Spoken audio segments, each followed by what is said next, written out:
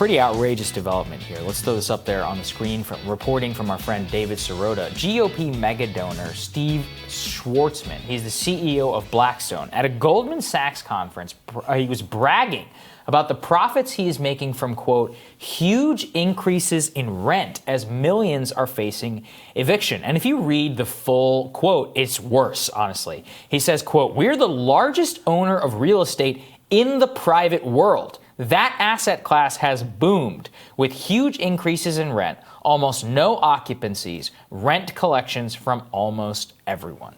Blackstone, this is from David, his reporting, has made billions selling off its single-family residential rental business, but in the last year, they've been buying new stakes in residential rental properties, meaning that this company is now one of the largest private landholders in the United States. And one of the things that we have been warning about here from the very beginning is that as the eviction moratorium expires, as more people, 12 million Americans owe about $5,000 in back rent, and all of that cascades through the financial systems, they're not getting bailed out. It's a guy like Steve Schwartzman who's going to get bailed out. Yeah. At the end of this, mark my words, he will get some sort of bailout.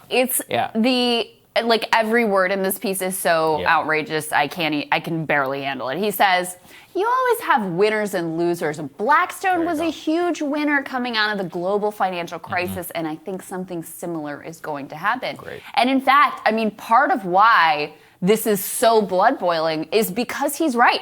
I mean, we have seen in this pandemic already the way that the people who were the 0.1% and even below that, but especially the people who already had so much money, they have been getting even filthy richer during this crisis while everyone else is celebrating. And so the disgusting, gloating while you're at the Goldman Sachs Financial Services conference of how you're making bank with high rent prices is just, it's just shocks the conscience. But this is just normal for these people. They don't even think about it. And it does tie together with the 2008 crisis, as you were indicating, because something we've talked about a lot on the show with Aaron Glantz in particular is after that crisis, when people got kicked out of their homes, folks like Blackstone bought them all up. And so you had this massive, financialization, not just now of the mortgage assets that were associated with the 2008 financial crisis, but now also with the rental properties, which have all been brought up, including mobile home parks, including every sort of level of home ownership. And so these people, they'll be very influential if there is a housing crisis and collapse and their people can't make rent. You can bet they'll be begging the Biden administration for a bailout and very likely to get it because these are the type of people who ultimately have their problems listened to. Yeah, and look, again, this is all political strategery on behalf of the corporate class. What they do is that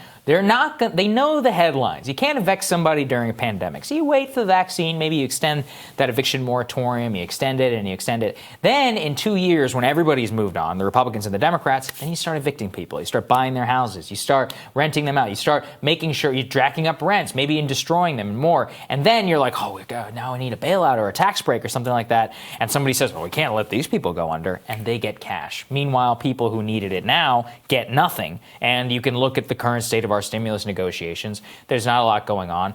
I want to give major props to Brian Kilmeade at Fox. He actually pressed Trump about this. He's like, what are you doing?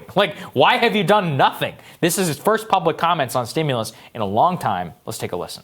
What about an aid package for the American people? Moving along. What could you do to get the $900 billion out from Nancy Pelosi and Mitch McConnell? I'm pushing it very hard. And to be honest with you, if the Democrats really wanted to do the deal, they do the deal. They should do it right now. I want to see checks going for more money than they're talking about going to people. Okay, that's great. What have you done about it? Have you called Mitch McConnell about it? Have you moved the bill along? No, he's been completely absent from stimulus negotiations for the last 7 months, and it's been a total disaster. And even though if he can convince these Republican senators to debase themselves on the election, he could convince them to abandon their objections to deficit hawkery you would think, and vote for stimulus checks. But which one's getting the priority? Yeah, no, that's well said. Yeah. And also, just as a matter, like a factual matter, the latest offer that came out of the administration was not more than $1,200. In fact, it was half of that. It was $600 that they floated, and it wasn't that plus we're going to have some unemployment insurance. No, it was that in lieu of extending the unemployment plus up. So, I mean, if he wants that, it's great, all fine and good to go on, with Fox and Friends and say that you want checks even larger than $1,200. But if what you're actually offering is pathetically less than that,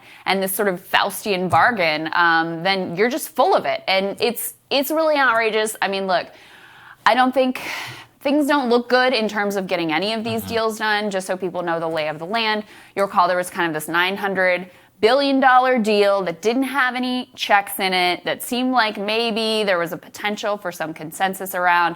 Even that, a lot of the Senate Republicans are like, oh, it's too much money and we can't. Right. And there's also still the hang up over corporate liability shield and the state and local aid. There's some talk of maybe we'll strip those two pieces out and have a standalone vote just on those two pieces. And then the remaining $700 and some billion will have a standalone. You also have Josh Hawley and Bernie Sanders still fighting very aggressively to try to get another round of stimulus checks out. Thank you to them for being some of the only people, certainly in the Senate, who have been on the right side of this throughout this entire process. And they're trying to get this all done with a must-pass government funding bill. Funding for the government expires this Friday. They passed one extension, so there's, they've got until this Friday to try to get that done. So those are kind of all of the moving parts, but the hang-ups that have been the hang-ups from the beginning, state and local funding, and the corporate liability shield, those continue to be the sticking points. So not a great landscape as we head into this week, which if it doesn't happen this week, it's not happening. It's not going to happen. I don't think it's going to happen. There's the government funding and all of that. We'll see. I mean, Bernie and Hawley can vote against it, but it's 2 votes. It's just not enough votes. Take a look at the NDAA, right, where Trump was like, Section 230, and other people were like, let's put all this stuff in it. No, it didn't go anywhere. Got like 82 votes in the Senate.